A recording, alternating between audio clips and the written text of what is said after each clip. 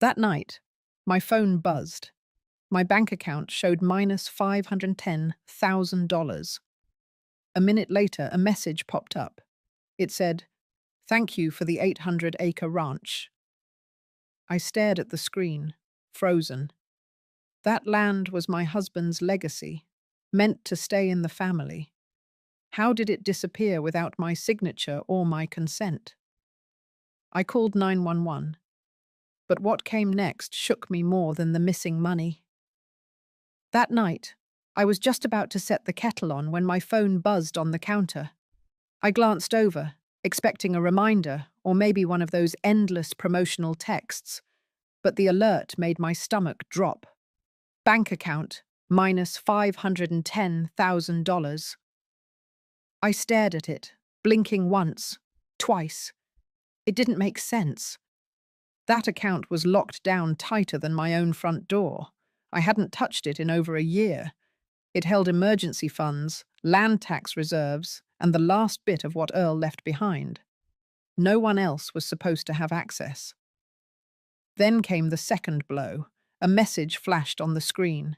"Thank you for the 800-acre ranch." My hands went cold. The ranch. Earl's family land in Nebraska. The place where he grew up branding cattle and learning to drive stick shift before he could even spell his own name right. The place we had agreed to keep under my name after his passing, so it wouldn't be lost in the confusion of blended family claims. I felt my breath snag in my throat. I called 911. Not because of the money, not exactly, but because that land was never just land.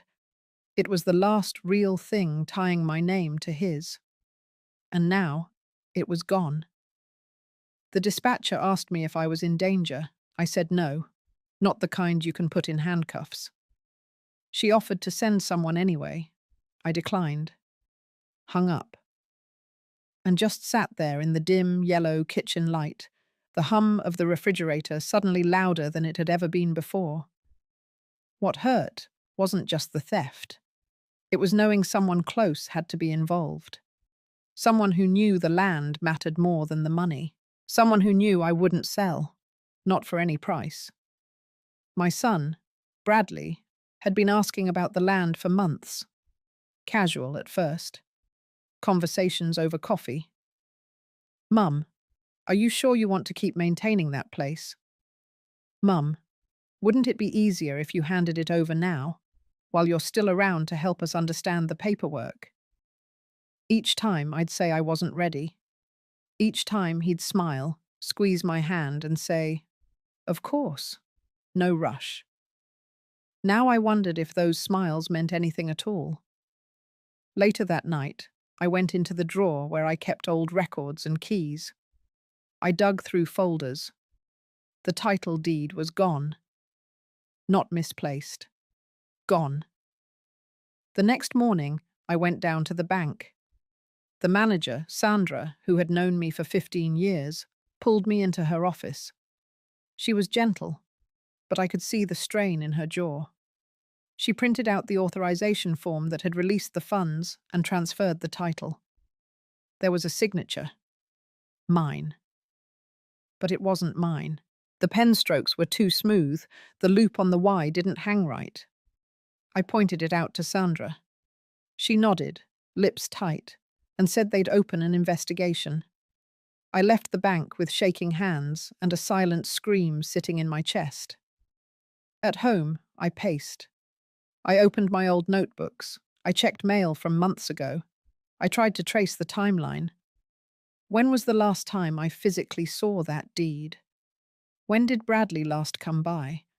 When did I last leave the house for more than a few hours? It was all a blur. That evening, I sat at my kitchen table, staring out the window. The wind stirred the trees. For a moment, everything looked the same, but I knew it wasn't. Something had shifted, and whoever did this expected me to stay quiet. But I wasn't going to. Not this time. And for those of you listening, who think these things only happen to the naive or the wealthy, let me tell you this. Sometimes betrayal comes dressed in family smiles. And sometimes the ones you raised are the ones who believe they're entitled to everything you've got. Stay with me. There's more you need to hear. It had been a while since Bradley invited me over for dinner. When I arrived that night, Cameron greeted me at the door. Her smile was wide, practiced, and she leaned in for a hug that didn't quite touch her chest. The house smelled of rosemary chicken and new wood. They had renovated again. New countertops, new floors. Even the dining chairs were different from the last time I was there. Bradley walked out from the kitchen with 2 wine glasses in his hand. He handed one to Cameron and pulled out a chair for me at the table. I sat down quietly and watched them move around the kitchen, completely at ease in a home I had helped them secure years ago with a loan I never asked to be paid back. Dinner was warm, polite, even affectionate. Bradley asked about my knees, said Mira had called last week to ask about internships in Santa Fe. Cameron mentioned she was thinking about starting a side business, making handmade scented candles. She laughed and said, "You know, just something relaxing while I work from home." I nodded. I didn't say much. I rarely did in these gatherings anymore. Halfway through dessert, Bradley shifted the conversation. "Mum, I was thinking," he said, twirling his spoon in the dish. "About the land." I raised my eyes slowly. He continued, "I know you want to keep it for sentimental reasons, and I respect that. But I've been reading about these agricultural grants in New Mexico. Tax credits, startup assistance, even federal matching. If we plant grapes, we could start a small vineyard within 2 years. Nothing big, just family run." Cameron chimed in. "And I think it would be good for us to stay rooted. With how unstable things are lately, having something solid under our name gives us security. Legacy, too, like Earl would have wanted." I let the spoon rest on my plate. It wasn't the first time they'd brought it up. Over the past year, Bradley had danced around the topic in subtle ways. Questions over coffee, casual remarks about property taxes, friendly concern about upkeep. I always gave the same answer: "I'm not ready." That night, I said it again, calm, even, looking him in the eye. Bradley smiled, not a forced smile, a warm one. He nodded and squeezed my hand gently. "Of course, Mum. I get it. I really do." And for a moment, I believed him. When I got home that night, I went to my desk drawer where I kept my files. I opened the folder marked Legacy, written in all caps with a faded black marker. Inside were the scanned copies of Earl's original land documents, the insurance papers, my handwritten trust notes, and a list of people who were never supposed to have access to any of it. Bradley's name had been on that list for the past 3 years. I'd added it after the first time he suggested selling part of the land to pay off credit cards Cameron had run up. He said it in passing, but the way his eyes stayed just a second too long on the table made something shift inside me. Still, after all these years, part of me wanted to believe he'd grown, that he was learning to choose legacy over leverage. That night, when I closed the folder, I placed it back in the drawer and turned the lock. I stared at the key in my hand for a few seconds, then placed it in the ceramic bowl by the kitchen sink. The next morning, my phone buzzed. A calendar reminder flashed. "Property tax renewal due next month." I smiled wryly. Bradley knew. He always did his research. In the afternoon, I went for a walk to clear my head. My legs moved slow but steady, the sun warm on my arms. I passed the little used bookstore on 7th, the one where Earl once picked up a map of American railroads, just because it reminded him of his father. When I came back home, something felt different. There was no sound, no smell of dinner, no warmth in the room. It was just me, and a silence that felt like a warning. I sat at the table. I tried to tell myself I was overthinking it, that families talk about property, that it was normal, that I wasn't being played again. But in my chest, I felt a shift, a slow, growing weight. It wasn't fear yet, but it wasn't the comfort either. And later that night, when the phone buzzed again, I felt it. The faint echo of something I couldn't name yet. Not then, but soon. I would. It happened at 10:17 p.m. I was sitting in the living room, the television volume turned low, one lamp lit in the corner. I hadn't been able to sleep, and instead of lying in bed tossing around with a restless mind, I made a cup of chamomile tea and sat in my usual chair. I remember the way the steam curled over the rim of the mug. I remember the silence. And then my phone lit up on the coffee table. It wasn't a call, just a single notification. I leaned forward slowly and tapped the screen. Bank alert. Large transaction. The words blurred together for a moment. I blinked. Account ending in 34221.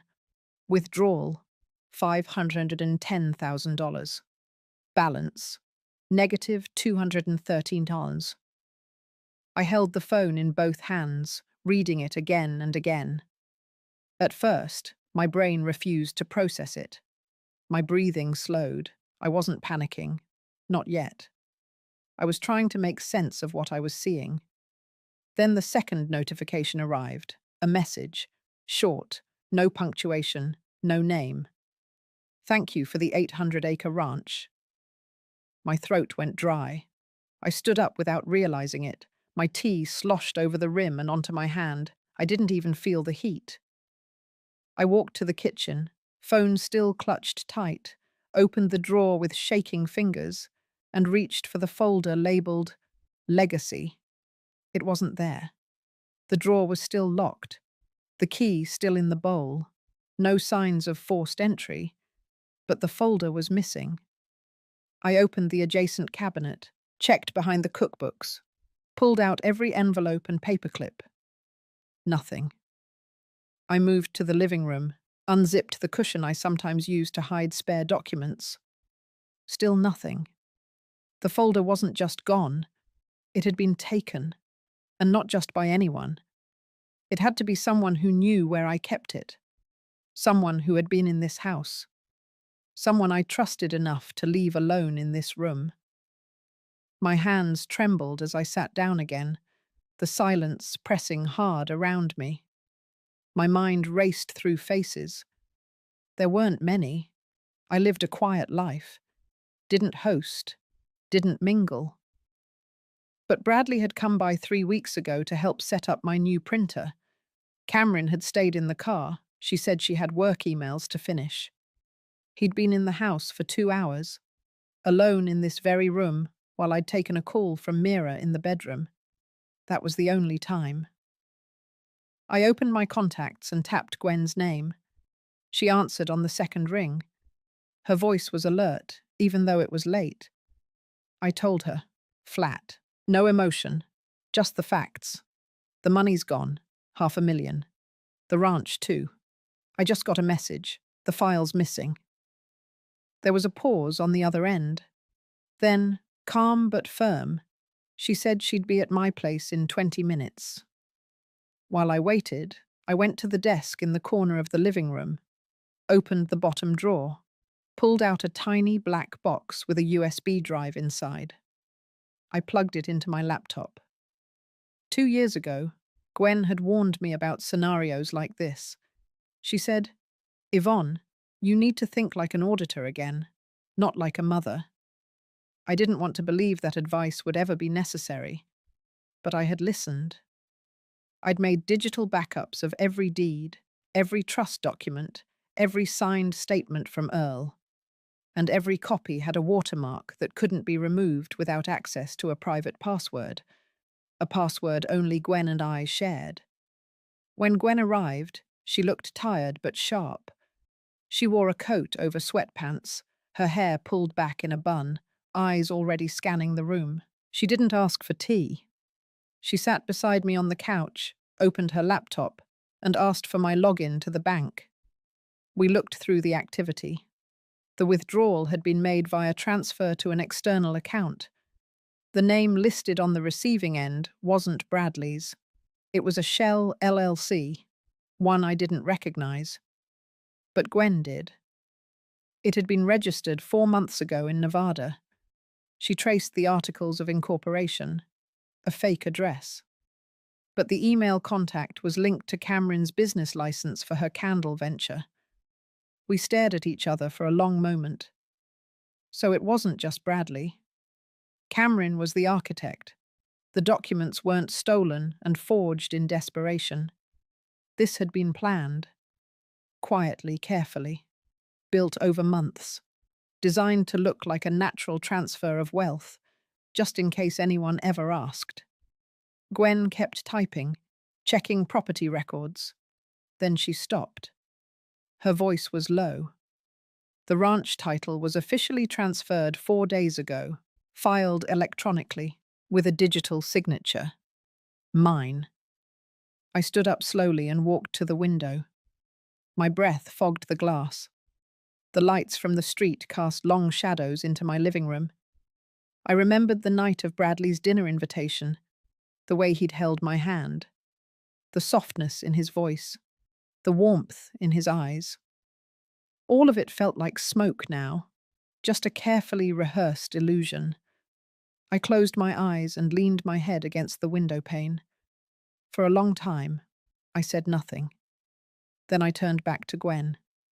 "We're not calling him," I said. "Not yet." She nodded. "I want to see what he does next, and then we'll decide what to do with the truth." The night Gwen uncovered Cameron's name tied to the Shell company, I didn't cry. I didn't scream or throw anything. I just sat there with my back straight and my hands folded in my lap. Inside, something that had been holding on finally let go. I didn't sleep that night. I watched the dark hours pass, then the light slowly return across the floorboards. It wasn't fear that kept me awake. It was the weight of memory. You see, this wasn't the first time someone I loved twisted something precious into a tool for leverage.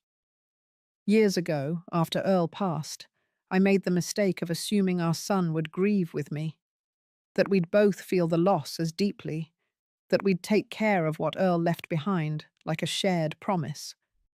But in those months after the funeral, while I was still trying to breathe through the quiet of an empty house, Bradley was already talking to lawyers.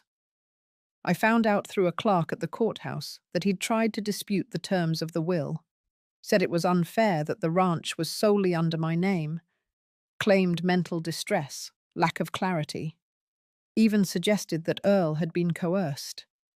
He never said those words to me directly, never even admitted he'd done it. But I saw the filings. I read the statements. That was the first betrayal. I didn't confront him. I didn't disown him. I did what women like me were raised to do. I carried it in silence. I adjusted the trust paperwork to seal off access and told myself it was done. It was a mistake. A moment of weakness. He'd grow out of it. Years passed. We had birthdays, holidays, dinners. I helped them with the down payment on their house when Cameron got pregnant. I offered to babysit when Mira was born. I was there when she started school. I played the part, hoping something in him would shift. But I never forgot what he'd tried to do. That memory came back to me clearly that morning, as I sat by the window with a legal pad and began writing down everything I remembered from the past year. Every time Bradley brought up the land, every time Cameron changed the subject, every odd look, every convenient moment they dropped by when I was out. Gwen arrived again at 10. She brought coffee and a flash drive. She had already filed a preliminary fraud claim and opened a request for injunction to pause any further transfer of the ranch. But she warned me it would be hard to undo. The transaction had gone through with documents that appeared legally sound. It would take time and strategy. I told her I was ready. But what I didn't tell her yet was that this wasn't just about the land. It was about reclaiming something in myself. After she left, I went upstairs, opened the cedar chest I kept at the back of my closet. Inside were letters, some from Earl, some from Mira when she was a child, some I had written to myself. One of them was dated 5 years ago. It was the night I rewrote my will after the first betrayal. I'd forgotten what I wrote until I unfolded the paper and saw it again in my own shaky cursive. I wrote that trust is not something you hand out of habit. It is something you grant with care. And once broken, even love must earn its place again. Reading that, I realized how long I had been giving without asking, protecting without boundaries, hoping without reason. I closed the chest and stood quietly in the closet's dim light. Later that week, Mira called. She said she wanted to come visit. I hesitated, then said yes. When she arrived, she didn't bring Cameron or Bradley, just herself and a small backpack. She looked tired, paler than usual, her hair pulled into a bun that had clearly been redone in a car mirror. We sat in the kitchen. She didn't touch her tea. She said softly that she had overheard something she wasn't supposed to. A conversation between her parents, about accounts, about me, about how they expected me to give it all up soon. I didn't speak. I waited. Mira looked at me and said, "I don't think I know who they are anymore." I nodded. My hand found hers. For the first time in years, I didn't feel like I was holding on for her sake. I felt like she was choosing to hold mine. That night, after she went to bed in the guest room, I went back downstairs and sat at the kitchen table. I thought about legacy, not the land, not the money, but the legacy of silence. How many years I had held my tongue for peace. How many times I had taught Mira to do the same. And I realized I was done. Done hoping they'd change on their own. Done pretending things weren't broken. Done playing the patient mother, the quiet widow, the silent backbone. I pulled out a blank sheet of paper and wrote down a name. Not Bradley's, Mira's. Then underneath, I wrote one line. If everything burns, let it be the silence first. Let it be the lie that love must come without limits. And then I slept. For the first time in 3 days, I slept through the night. 3 days later, I received an invitation. Bradley had planned a family dinner. It was written in that crisp tone he always used when he wanted to pretend everything was fine. The message said they were cooking something special, and Cameron would make her lemon pie, the one I used to love. Mira was already staying with me, and she saw the message too. She looked at me and didn't say a word. Neither did I. But I went. Not because I wanted reconciliation, not because I was looking for another lie wrapped in a smile. I went because I needed to see it. The room, the faces, the dynamic they thought I was still blind to. I dressed simply, soft beige blouse, flats, no jewelry. Mira came with me but said she'd walk around the block once we got there. She didn't want to be in that house if things went sideways. When Cameron opened the door, her expression flickered. Just for a second. Then the polished charm took over. She said I looked well, complimented my hair, told me to come in. Bradley was in the kitchen. He had wine in hand and music playing low in the background. Nora Jones, soft and smooth, like it was any other evening. I sat at the table and the food came out. Chicken stuffed with spinach and goat cheese, roasted vegetables, wine poured into my glass before I could wave it off. They tried to pull me into easy conversation. I gave them quiet smiles. What I didn't say was that Gwen had already filed a request for a forensic audit, that she was working with a friend who used to work for the state attorney's office, that the trail they left behind, though subtle, wasn't invisible.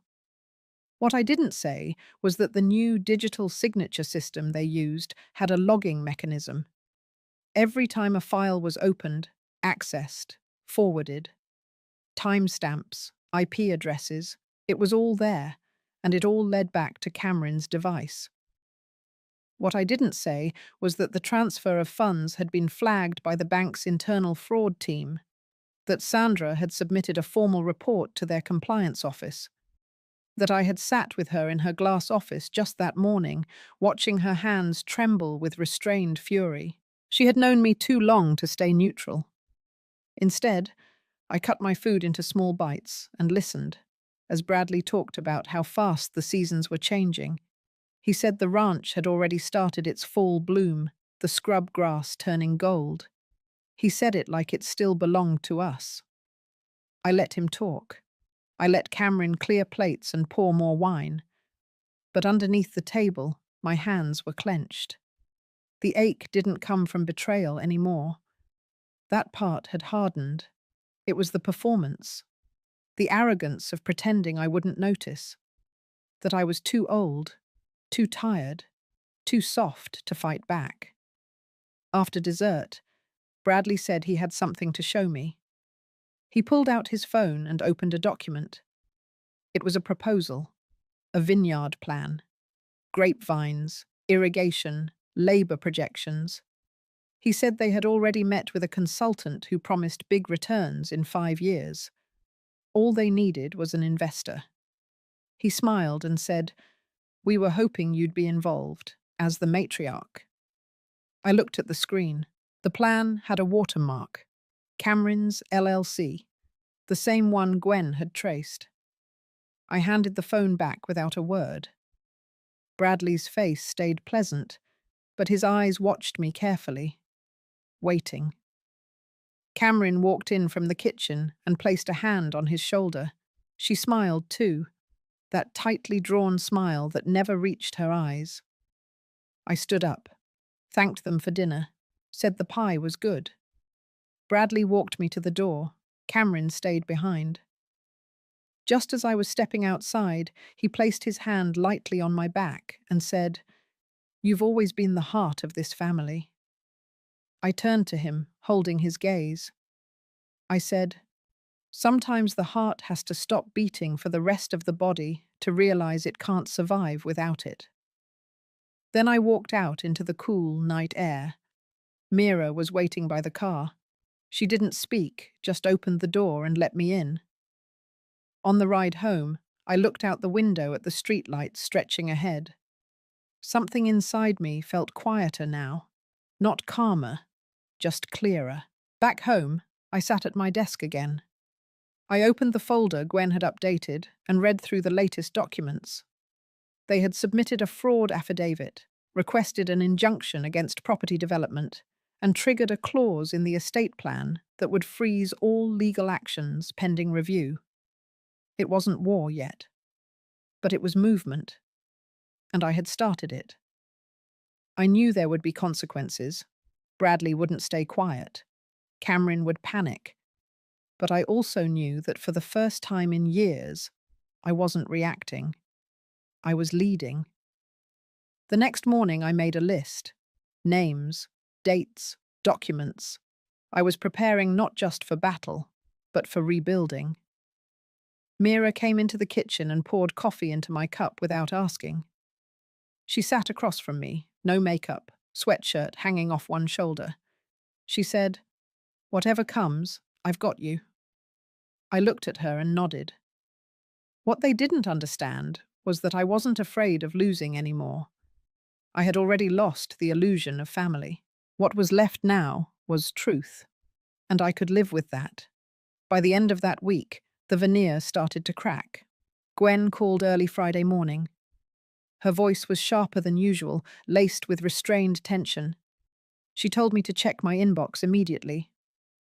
I opened the email and found a series of PDFs labeled Internal Audit Findings. It was from the regional bank's fraud department. Sandra, the woman I had known for over 20 years, had escalated my report into a full investigation. What they found wasn't just a mistake. It was a deliberate construction. The transfer of $510,000 had originated from an IP address tied to a secondary login, created under my name, but registered from a residential router in Rio Rancho, Cameron and Bradley's address. They had used my name to open a shadow profile and mirror my digital signature. The transfer was split into two accounts under Cameron's LLC, then funneled through another shell company registered in Wyoming, each step carefully timed, almost elegant in a twisted way. But they had made one mistake. One of the documents they submitted to finalize the electronic deed transfer used an outdated version of my signature, one that had been replaced years ago when Gwen helped me file new paperwork after Earl died. The outdated signature wasn't legally binding. It became the thread Gwen needed to start pulling. I printed every file. Page by page, I laid them out across the dining table. Each printout, each timestamp, each routing number. I didn't cry. I didn't speak. I just stood there, looking at the map of betrayal in plain black ink. That evening, Gwen came over. We sat side by side in the same room where Bradley once watched cartoons on the carpet while Earl napped with a book on his chest. Gwen laid out the strategy. First, freeze the accounts under Cameron's LLC through an emergency petition. Next, notify the registrar's office that the deed may be invalid due to fraudulent authorization. Then, notify the county assessor and place a hold on all changes to the property's tax status. Finally, she said quietly, we will have to file for a formal civil suit, not just fraud. Conversion, forgery, breach of fiduciary trust. My name would be public, so would theirs. She asked if I was sure. I said yes. Not because I wanted revenge, but because silence had protected them long enough. It was time to break the cycle. The next day, a courier arrived with a formal response letter from Bradley's lawyer. It was written with the same sterile professionalism he had once used to dispute Earl's will. The letter denied all wrongdoing. It claimed I had authorized the transfer in good faith, that Cameron had only acted to protect the family estate, that I had misunderstood. I read it twice, then set it aside. Gwen drafted the first legal response, and I signed it that evening. 2 days later, I received a voicemail. It was Cameron. Her voice trembled slightly as she said she was confused, that this wasn't the way to handle a family disagreement, that we needed to talk like adults. I didn't call back. Instead, I went to the ranch. I hadn't been there since spring. The gravel crackled under my tires. The porch still held Earl's old rocking chair. The barn had been painted a dull grey, not the warm rust colour we'd always used. Inside, it smelled different. Bradley had moved in some furniture. I could see the outlines of new carpet against the old wood. The kitchen held mismatched dishes. And yet, even with all the signs of someone trying to make it theirs, the place didn't feel like home. I stood in the middle of the living room and closed my eyes. This was where Earl had told me about his diagnosis, where we had our last Christmas with both grandkids, where we buried the old dog behind the elm tree and cried like children. The walls didn't just hold memories, they held intention. And now, they held a breach. That night, I wrote a letter, not for court, not for Gwen, for Mira. I told her the truth, the real truth, not just what Bradley and Cameron had done, but what I had allowed, how I had chosen peace over boundaries, how I had taught her, through quiet compliance, that love meant giving everything, even when it hurt. I told her I was sorry, and I told her I was done. When I finished, I folded the letter and placed it in the desk drawer in the guest room she always used. The following morning, Gwen informed me that the injunction had been approved. The bank accounts were officially frozen. The title on the ranch was placed under review. Nothing could be sold, developed, or transferred. It was the first real stop in a long road ahead. That afternoon, I stood outside and looked at my garden. It was overgrown, wild. But I didn't feel defeated. I felt rooted. The wind moved through the trees with a soft rhythm. Mira walked out to join me, her steps quiet. She didn't ask anything, just stood beside me and looked out. For the first time in years, I felt something close to peace. Not because the storm had passed, but because I had finally stopped pretending it wasn't coming. The silence didn't last long. By the second week after the injunction was granted, I began to feel it, an undercurrent of agitation circling the house. It didn't come from Mira. She had been a quiet presence, respectful, careful, often brewing tea without asking and offering it in silence. But the calls from Bradley had resumed. This time, he didn't leave voicemails. He let the phone ring twice and hang up, the same hour, each night. Then came the letter, delivered by courier again, with my name written in cursive I didn't recognize.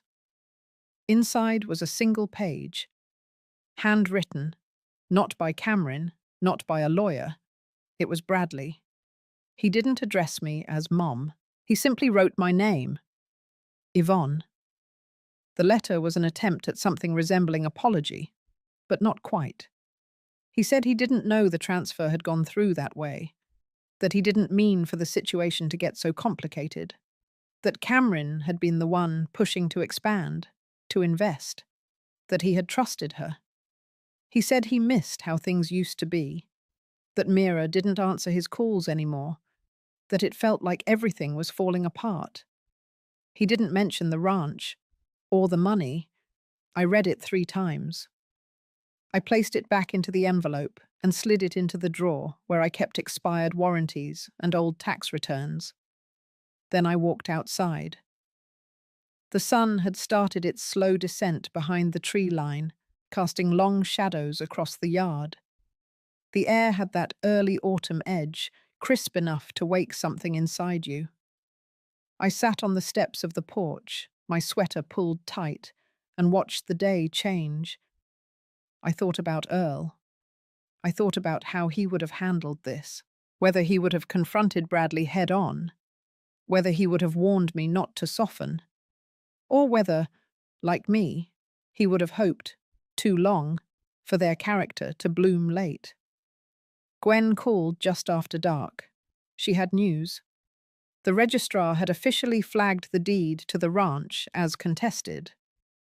No sales, development, or refinancing could take place until the dispute was settled.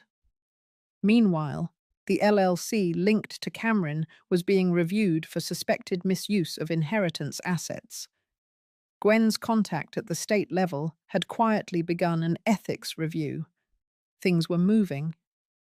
And yet I didn't feel triumphant. Not yet. Because it wasn't only about restitution, it was about recognition. Later that week, Mira walked into the living room with a box in her hands. A shoebox, one of mine. She found it in the attic while looking for fall decorations. Inside were photographs, old ones, of Bradley as a boy, of Earl building the fence line by hand, of me, younger, wearing denim and holding a clipboard. We sat together on the couch and flipped through them. Mira paused on one where she was a toddler, cradled in my arms at the front gate of the ranch. I looked tired but peaceful. She said she didn't remember that day, but she remembered the way the air smelled, the mix of hay and pine. She said it used to make her feel safe. I nodded, my eyes still on the photo. That was before everything got complicated, I said. But it was never simple, was it? The next morning, Bradley showed up. He didn't call ahead. He didn't ask. I heard the car pull in and saw him through the kitchen window. Mira was in the backyard, watering the late-season kale. I told her to stay put. When I opened the door, he was already halfway up the steps. His face looked older than it had weeks ago, drawn, jaw tight. He held a folder in one hand. I stepped outside and closed the door behind me. He didn't reach for a hug. He said he wanted to talk, that he had documents to show me, that he wanted to explain. I told him I didn't need explanations. I needed accountability. His mouth twitched. He said Cameron had panicked, that the investment consultant had warned them about rising property taxes, that they thought if they didn't move fast, they'd lose the land to creditors. I reminded him there were no creditors. He shifted his weight, said they'd been told otherwise, that the pressure had gotten to them, that they were trying to think like visionaries, like builders, that this was all about legacy. I asked him whose legacy he thought he was building. He didn't answer. He handed me the folder. Inside were bank statements, wire confirmations. A document Cameron had signed transferring her shares of the LLC to someone else. He said she was distancing herself, said she didn't want to be involved anymore. I closed the folder. I told him the house was not open to him, that Mira lived here now, that her safety, her trust, her presence mattered more than pretending we were still a family in the way he wanted to present it. He nodded, almost respectfully. But as he turned to leave, I saw it. Not regret, fear. Because somewhere deep down, he finally understood that this wasn't about the ranch anymore. It wasn't about money. It wasn't even about fraud. It was about exile, self-inflicted exile. That night, I didn't open the folder again. I didn't need to read through every line. I had seen everything I needed to see. The look in his eyes as he turned away told me more than 1,000 apologies ever could. He thought he could lose a mother and still win the world. But the world he built had no soil, no roots, and no way back. The days grew shorter. The trees outside the house began to shed their leaves in quiet spirals, blanketing the yard in gold and rust. There was something oddly peaceful about it, not because things were settled, but because the air no longer carried the weight of pretense. Bradley didn't come back. Cameron stayed silent. What arrived instead was a letter from their attorney, this time with more careful wording. It stated they were willing to consider mediation, that in the spirit of family, both parties should explore resolution outside of court, that what had occurred could be addressed through restructured ownership and adjusted oversight. I didn't need Gwen to translate. The message was clear. They were afraid. I placed the letter in the same drawer where I kept Bradley's last note.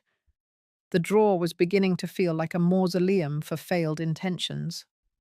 But I wasn't interested in mausoleums anymore. I wanted growth, not the manicured kind that Cameron had promised with her vineyard pitch. Real growth, the kind that comes from decay, from letting things rot long enough to nourish something honest. That week, Gwen and I met twice. The forensic review had concluded.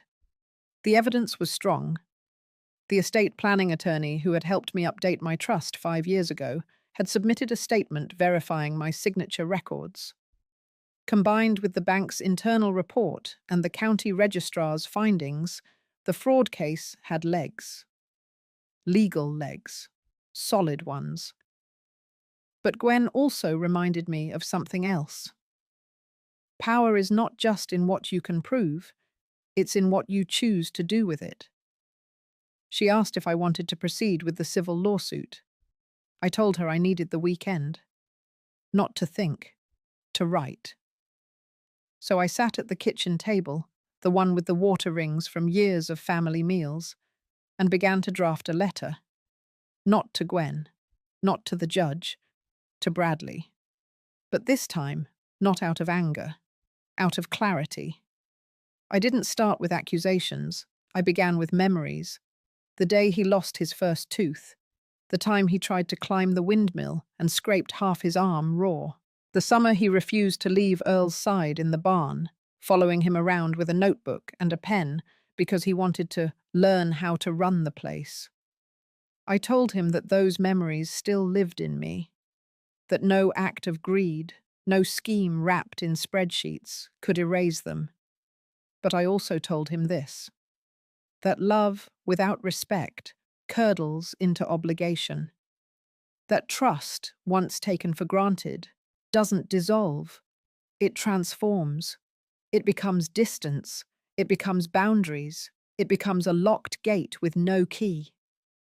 I wrote that I no longer saw myself as a piece of the foundation that he could build his empire on, that I was not a silent partner in his legacy, that my silence had ended the moment I realized it was mistaken for permission. I ended the letter with a sentence I had never spoken aloud. I forgive you, not because you asked, but because I need the space where bitterness used to live. I folded the letter neatly, slid it into an envelope, but I didn't address it. I didn't mail it. I placed it in the same drawer as the others. It wasn't meant for delivery. It was meant for closure. By Sunday evening, Gwen returned with final papers.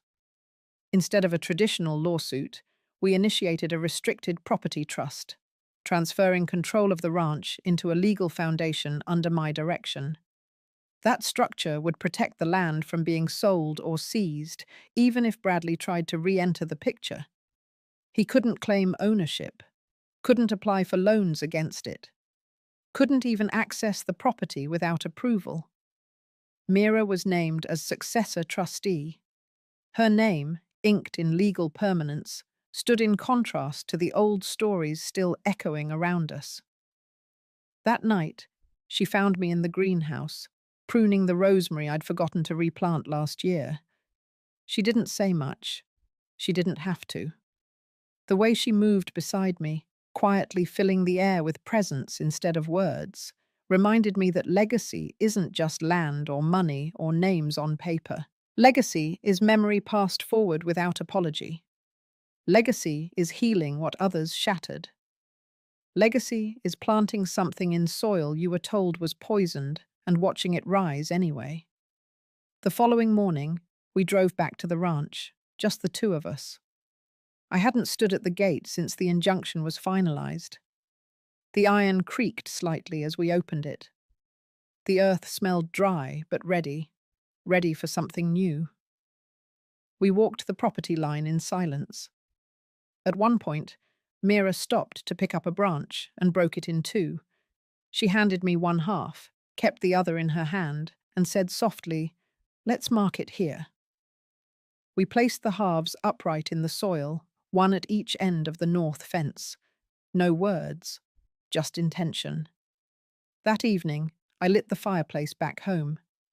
I pulled out the box of old photographs again and began placing them into new albums, not by date, by meaning. The ranch, Mira's birth, Earl's last day in the field, my face, in different seasons. For years, I had arranged memories in chronological order, as if that gave them weight. Now, I wanted to arrange them by what mattered, by what endured. The rest, I let go. I didn't shred the letters. I didn't delete the emails. But I stopped rereading them. The story had already turned, and I was writing the next chapter with hands no longer shaking. It was a Thursday night when I finally saw them again. I had just come back from the ranch, tired from reviewing the final draft of the foundation documents with Gwen. The house was quiet. Mira had driven out to visit a friend for the evening. The moonlight spilled through the living room curtains in pale streaks. I was boiling water for tea when I heard the knock. It was firm, not aggressive, but it didn't carry the rhythm of a neighbor or deliveryman. I opened the door slowly. Bradley stood there, alone. He didn't look like the man who once ran the ranch beside Earl with boyish pride. He looked older, not by age, but by erosion. His eyes carried something that wasn't regret, not quite, but maybe the weight of consequences settling into place. He asked if he could come in. I stepped aside, not out of permission, but because I needed to see where this would go. We sat in the living room, across from one another, the steam from my mug rising between us like a veil. He began talking slowly, said things had been hard since Cameron left. She took the car, the accounts under her name, and the consultant's number she had been working with. Apparently, her departure wasn't just emotional, it was strategic. The LLC was collapsing, creditors were circling, and the pressure was starting to show in every corner of his life. I listened. He said he knew he had failed me, that the trust I placed in him had been shattered, that Mira's distance cut deeper than he expected, that watching his daughter call another house home forced him to see what he'd destroyed. Still, I said nothing. He handed me a sheet of paper. It was a handwritten list of all the accounts tied to Cameron's name, along with the amounts withdrawn. He said he didn't expect forgiveness. He just wanted me to have everything I needed to finish whatever legal path I had started. Then he said something that lingered long after he left. He said, "You never raised your voice. That's what makes it worse." I kept waiting for the explosion, and instead, I got silence. And it was louder than anything I've ever heard. He stood and left before I could respond. I didn't follow him. I didn't tear the paper or tuck it away as evidence. I laid it flat on the table and just looked at it. For so long, my silence had been mistaken for weakness. But in that moment, I realized what it really was: a boundary, a quiet declaration that I would no longer be used to justify someone else's version of love. The next morning, I made a decision. I called Gwen and told her I was ready for the foundation to go public. She hesitated. This would mean my name, and the family's name, would be linked to the story. The ranch would no longer just be a piece of land with history. It would be a symbol of recovery, of betrayal, of reform. I said that was exactly what I wanted. So we began drafting the public statement. Not as a press release, as a founding charter, a mission of intent. The ranch would operate under a new banner, the Whitfield Women's Trust. It would serve as a resource and retreat space for women rebuilding after betrayal, abuse, financial exploitation. The land wouldn't just grow produce, it would grow dignity, recovery, future. I named Mira as co-founder. She didn't know it yet, but she would. 3 days later, I sat her down. She was folding laundry in the den. I handed her the charter, watched her eyes move across the lines. Her lips pressed together midway, her brows furrowed. When she reached the end, she looked up, eyes glossy. She asked me if I was sure. I told her I had never been more sure of anything in my life. She didn't speak for a moment. Then she hugged me, harder than I expected, and said thank you without words. That night, we made dinner together, chopped vegetables, lit a candle even though there was no special occasion. The kind of quiet celebration that doesn't announce itself but lingers in the air long after the plates are cleared. A week later, the local paper published a small feature on the trust. No names were mentioned except mine and Mira's. But people knew. The phone rang more than usual. Some calls were supportive, others cautious. A few tried to pull old wounds open. But I didn't flinch. Because I knew this wasn't about shame anymore. This was about story. Taking back the story. Not to revise the past, but to reroute the future. Later that month, I stood at the ranch again. Gwen had joined me to walk through the land with a surveyor. We talked about building a small greenhouse, converting the old storage shed into a learning space. I told her I wanted benches along the tree line, where women could sit in silence and remember that they were not alone. That afternoon, Mira walked out from the barn holding a paintbrush. She said she found Earl's old sign in the back, the one that used to say "No trespassing." She wanted to repaint it, but this time with new words. She dipped the brush into a tin of white paint steadied her hand, and wrote 3 words across the old wood. "You belong here." I didn't cry. I just stood there, watching the letters dry in the sun, feeling something in my chest soften that I hadn't even known was still hard. Sometimes a legacy isn't something you leave behind.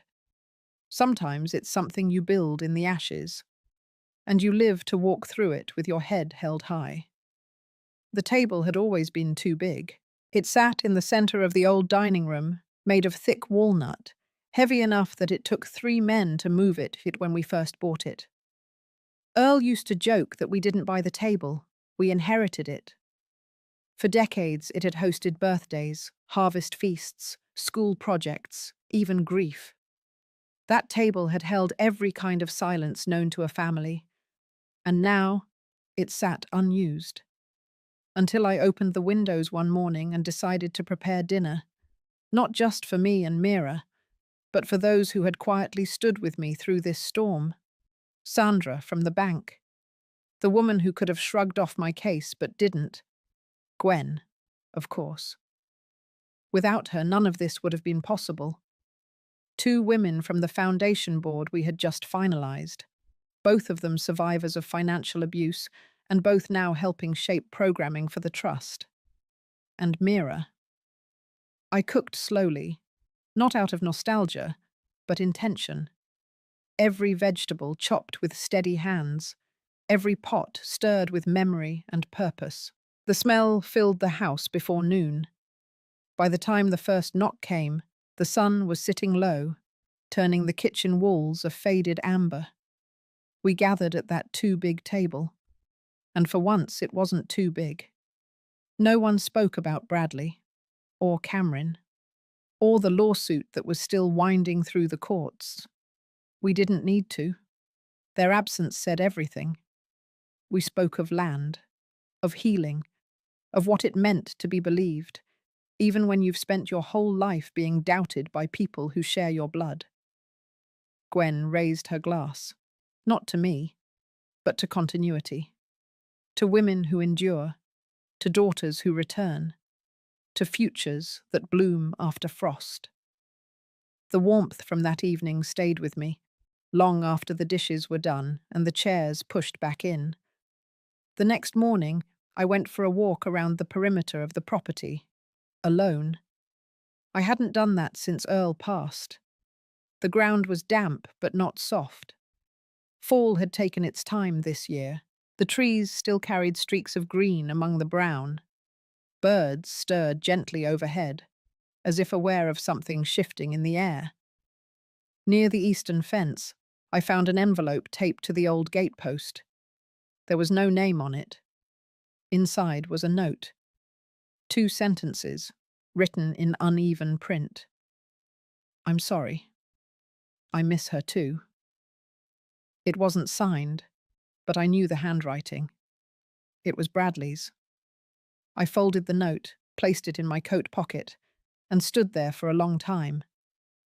The apology was not for me. It was for Mira. And though it was too late to undo what had been done, it wasn't too late to recognize it. Still, I didn't reach out. Because I had learned something in these months.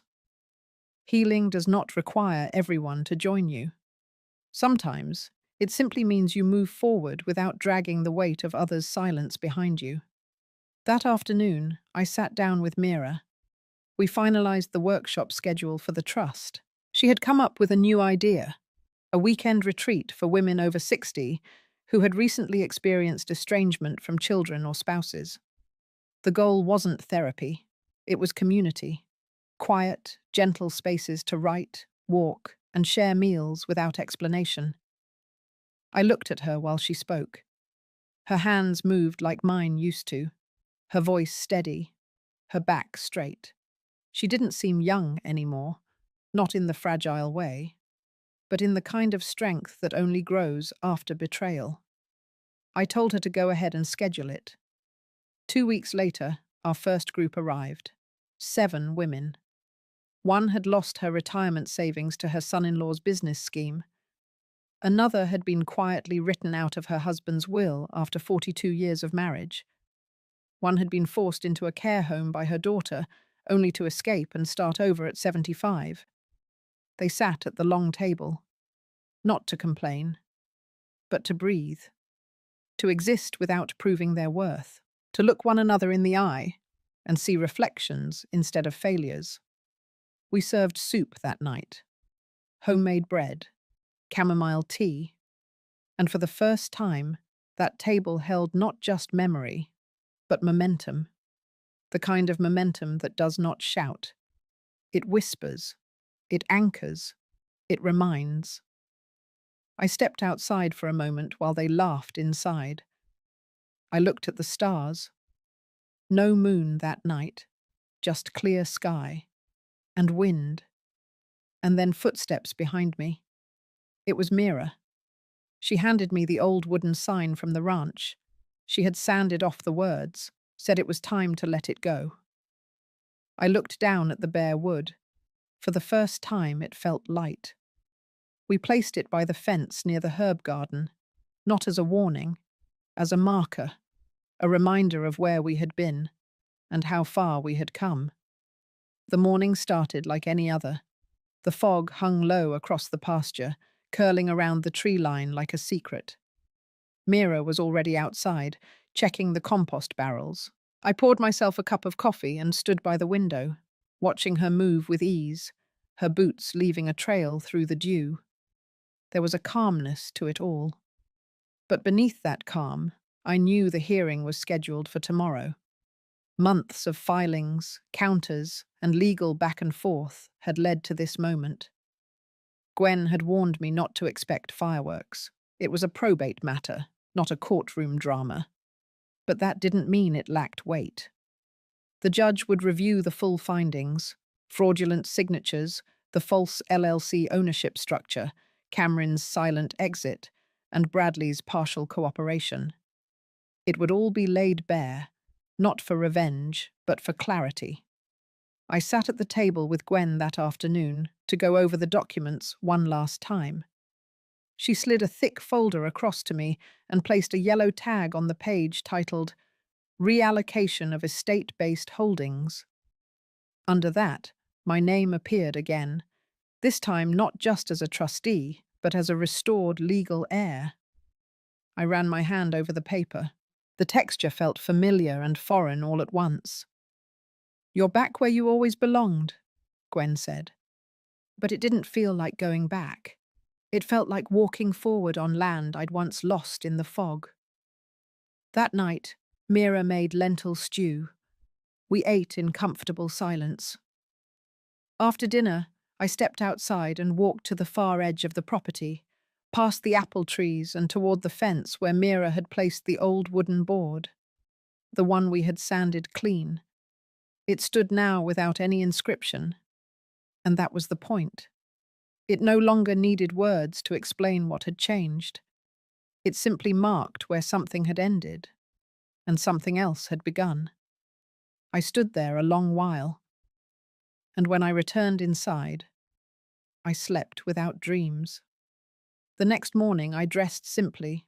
No dramatic outfit, no statement jewelry, just navy slacks, a blouse, and Earl's old watch on my wrist. Mira offered to come, but I asked her to stay. I needed this part of the journey to be mine. The courthouse was quiet, clean, almost sterile in its symmetry. Gwen and I sat together at the long wooden bench while the clerk reviewed final exhibits. Bradley was already inside, alone. He didn't look at me when I entered. Cameron did not attend. The judge was efficient, direct. She asked questions. Gwen answered clearly. The findings spoke for themselves. No protest came from Bradley's side. Only acknowledgement. When it was over, the judge signed the ruling and said the final transfer would be recorded that week. All prior fraudulent transactions would be reversed. My name restored. The trust officially protected. End of matter. I didn't cry. I didn't smile. I thanked the judge, turned toward the door, and walked out. Bradley followed me down the hall but kept his distance. In the parking lot, he called my name. I turned. He stood there with his hands in his pockets. He said nothing. So I did. I told him I hoped he would heal, that healing had nothing to do with winning or keeping. It had to do with facing what he ran from. I didn't offer a hug. I didn't soften. I just stood there as myself, whole, unbent. Then I turned and left. The ride home was quiet. Gwen didn't fill the silence, and I didn't ask her to. She knew. There are victories that don't feel like triumph. They feel like release. When I arrived, Mira was pruning the rosemary again. She looked up, saw my face, and nodded, no words needed. We walked the field together that evening. I told her what had happened. She smiled, picked a thistle from the path, and handed it to me. "It's rough," she said, "but it holds strong." I held it in my hand, thinking about what we hold and what we finally let go. That night, I placed Earl's watch back into the drawer where I kept old photos. I closed it gently. Then I sat at the kitchen table, pulled out a blank page, and began writing again. Not a statement, not a letter, just a memory. One that belonged to me and no one else. One that I wouldn't let time, betrayal, or courts rewrite. What we reclaim is never just property. It's the quiet right to tell our own story and to stand in the middle of it, unashamed. It had rained the night before, soft, slow drops that tapped against the roof like old lullabies. By morning, the sky had cleared, and the air smelled of wet earth and eucalyptus. I opened every window in the house. Mira was already in the kitchen, setting out jars of preserves we had prepared weeks ago. The pantry was full. The soil was tilled. The house felt lived in again, not just occupied. For the first time in years, I didn't feel like I was waiting for the next blow. I wasn't walking on glass, wasn't listening for a door to slam or a voice to raise. There was nothing left to take from me. What mattered, I had reclaimed. Not in a courtroom, not in dollars, but in the way I now held space for myself. A delivery truck arrived around 10. They brought in wooden chairs for the retreat program, each handmade by a local woman whose workshop the trust had helped fund. Mira and I carried them in, one by one. My back ached by the 5th trip, but I didn't mind. Pain from work was different than pain from silence. This pain, at least, had purpose. After lunch, I walked down to the pasture alone. The sun hung low, casting gold on every blade of grass. I followed the trail we'd created months ago, past the fig trees, around the bend where we planted lavender. I stopped at the hilltop and looked down at the house. It didn't look like the place where betrayal lived anymore. It looked like home. I sat on the bench near the gatepost, the same one Mira and I placed when we sanded off the old sign. I reached into my coat pocket and took out the last note I had written but never sent, the one to myself. It read, "You were never lost. You were only waiting to be remembered by your own heart." I folded it again and tucked it under the bench, let the wind take it if it wanted. Later that evening, Mira lit a candle by the windowsill. She didn't say much, just smiled and poured me a cup of tea. Outside, dusk settled like a soft blanket. No shouting, no phones ringing, no second guessing, just stillness. And it wasn't empty. It was full of breath, of memory, of the small, radical act of staying. Not because someone asked, but because I chose it. This land, this life, this chapter, not defined by what was taken, but by what I now protect. And finally, what I grow. If you've ever felt invisible in your own story, If you've quietly rebuilt yourself after being torn down by those you once trusted, maybe you saw a part of yourself in mine. This isn't just a story about a ranch, it's about reclaiming voice, space, and worth. If it spoke to something inside you, I'd love to hear. Your story matters too. Thank you for walking this path with me, even if just for a while. I'm grateful you stayed.